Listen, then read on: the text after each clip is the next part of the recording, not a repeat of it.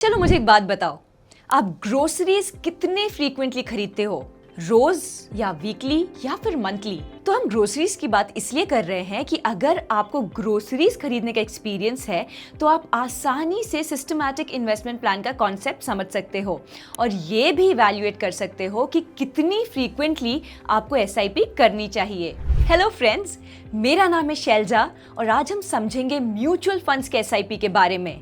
समझेंगे कि एसआईपी क्या होता है और कितनी फ्रीक्वेंटली एसआईपी करनी चाहिए। तो ये एसआईपी होता क्या है? What is SIP?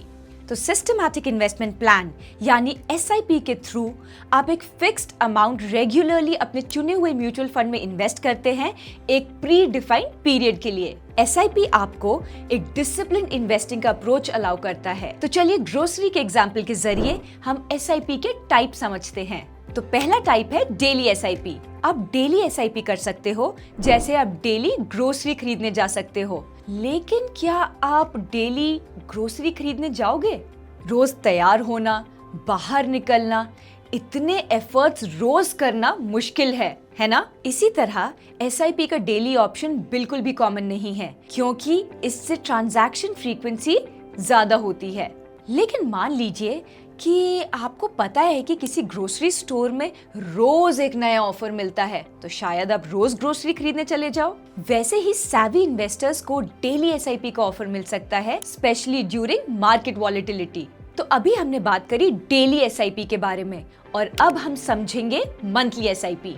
ये सबसे पॉपुलर चॉइस है ग्रोसरी और एसआईपी दोनों के लिए। आप मंथ में एक बार ग्रोसरी खरीदते हैं और हमें उसके रीजंस बताने की जरूरत नहीं है। तो मंथली एसआईपी में एक फिक्स्ड अमाउंट सेट करते हैं जो एक स्पेसिफिक डेट पर डिडक्ट होती है या फिर आपको पे करनी होती है। तो ये जो डेट आप सेट करते हो ये अक्सर आपके इनकम साइकिल के साथ अलाइन होती है, जैसे वो डेट जिस दिन पर आपकी सैलरी आती हो। आप इस डेट को अपने हिसाब से चूज कर सकते हो। तो फॉर एग्जाम्पल आपकी सैलरी आती है 5th ऑफ एवरी मंथ, तो आप जो अपनी एसआईपी साइकिल है वो 10th के लिए सेट कर सकते हो। तो मोस्टली मंथ के एंड में एसआईपी करना रेकमेंडेड नहीं होता है, क्योंकि तब तक आपका बजट खत्म हो जाता है। तो ये जो मंथली एसआईपी है ये एक कन्वीनियंट ऑप्शन है, क्योंकि ये लॉन्ग टर्म में कंपाउंडिंग के जरिए पोटेंशियल रिटर्न्स दे सकती है। अब आता है वीकली एसआईपी। तो अगर आप डेली और मंथली के बीच में कुछ करना चाहते हो तो ये वीकली एसआईपी एक अच्छा ऑप्शन है। ये आपके इन्वेस्टमेंट्स को मल्टीपल वीक्स में स्प्रेड कर देता है। ये ऑप्शन उन इन्वेस्टर्स के लिए अच्छा है जो थोड़ा ज्यादा फ्रीक्वेंटली इन्वेस्ट करना चाहते हैं। ये तो हमने बात करी टाइप्स ऑफ एसआईपी के बारे में। अब हम बात करेंगे कि आप एक सही एसआईपी कैसे चूज करेंगे। तो कौन सा ऑप्शन सबसे बेस्ट है आपके लिए, ये मैं आपको ग्रोसरी के एग्जाम्पल से समझाती हूँ। तो इसका आंसर एकदम सिंपल है।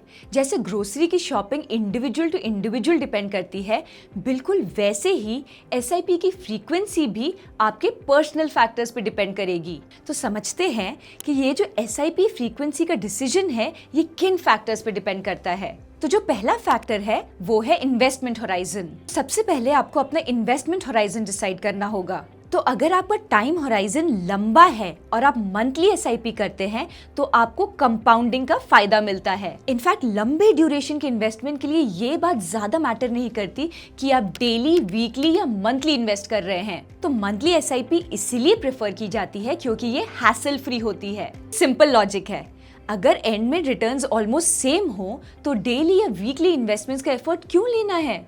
अब दूसरा फैक्टर है रिस्क टॉलरेंस। आपका रिस्क टॉलरेंस भी एसआईपी फ्रीक्वेंसी डिसाइड करने में अहम रोल प्ले करता है।